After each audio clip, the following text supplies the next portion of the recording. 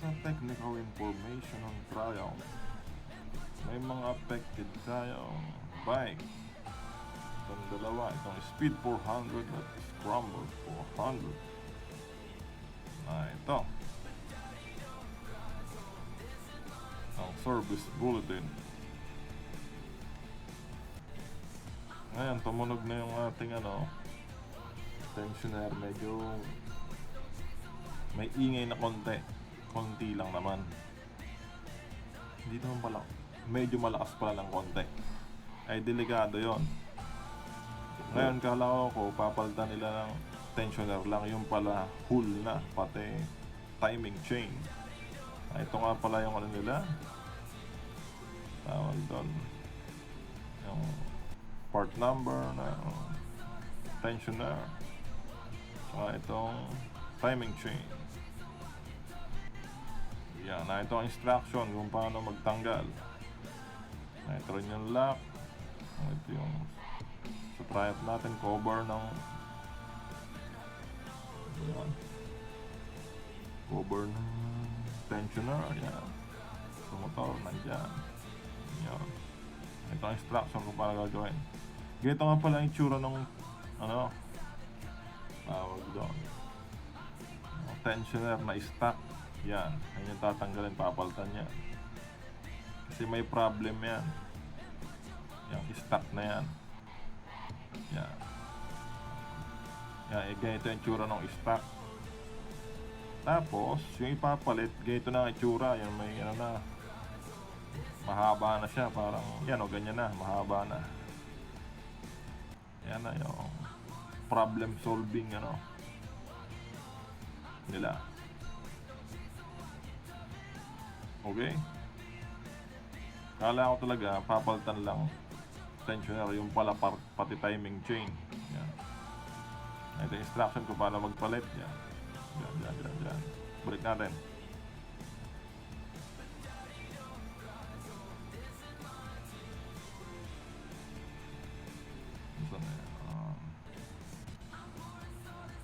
Nasaan na?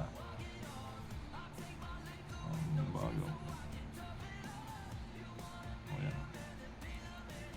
Ang oras nga pala kung paano po ito 0.15 hours. Yung lang, anong tawag doon, tensioner lang. Tapos ito namang tensioner at saka chain 2 oras, halos 2 oras yung time allowance repair. Yan. Dito nga pala makikita to sa technical information ng Triumph. Lahat ng motor ng Triumph nandito. Kung ano yung may mga report. Ito yung report. Ano to? Parte ng nila to. Tawag to. Warranty.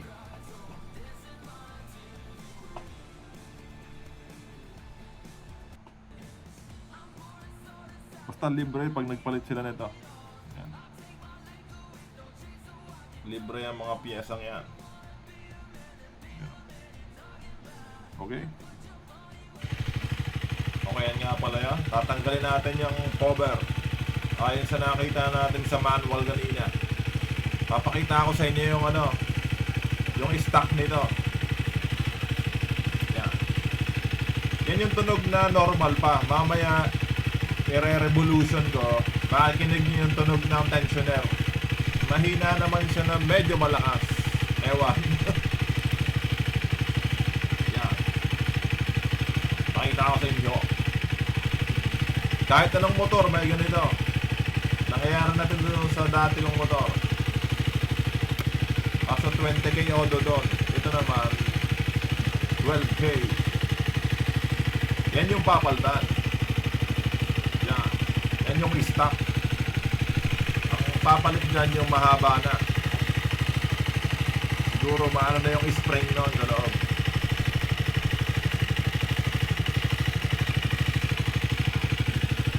Yan, kabit na natin.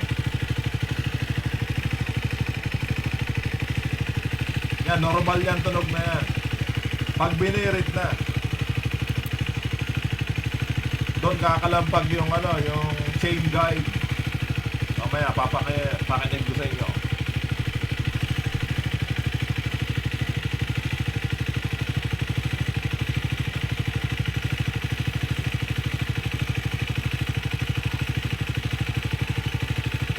Shopee nga pala, nakabili rin tayo ng stock nito. Pamalit yon kung sakaling masira yung anong yon.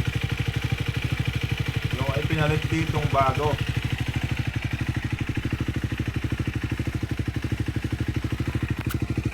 Pero tingin ko matibay naman yung pinalit na yan.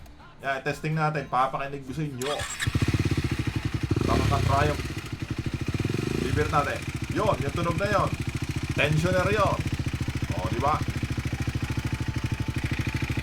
Kaya ngayon, pupunta tayo ng Triumph. Okay. Let's go.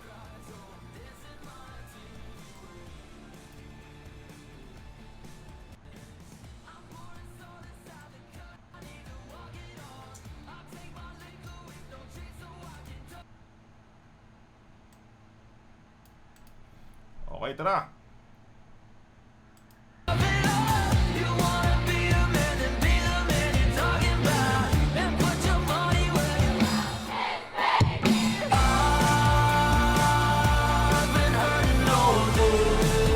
Sa ganito nga palang kahit anong motor,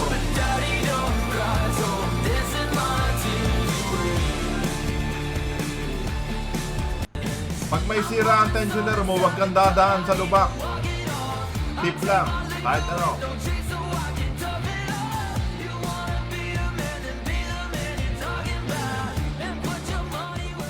Kasi pag dinaan mo sa lubak na sira ang tensioner mo, posibleng tumalong yung chain.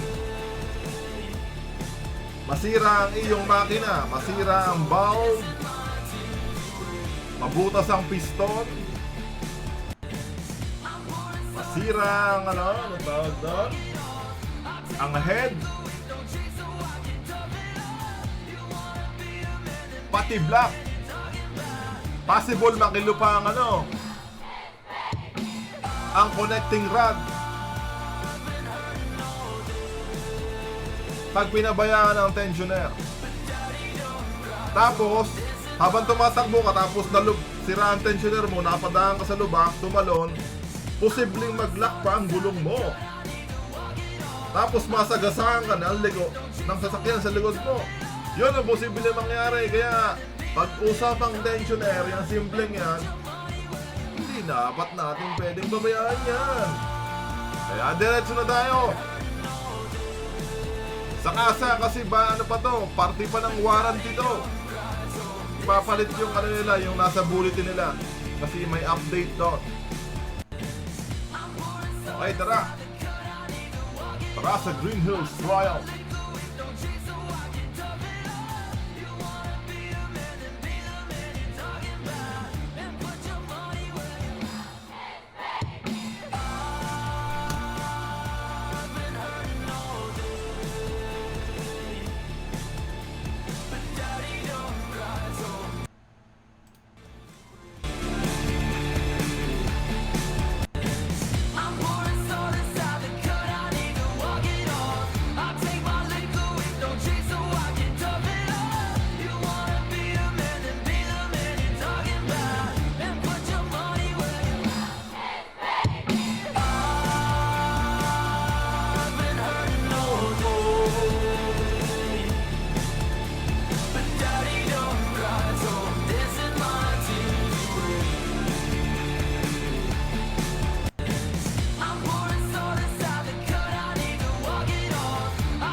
Okay, nandito tayo sa S-Lex na naman.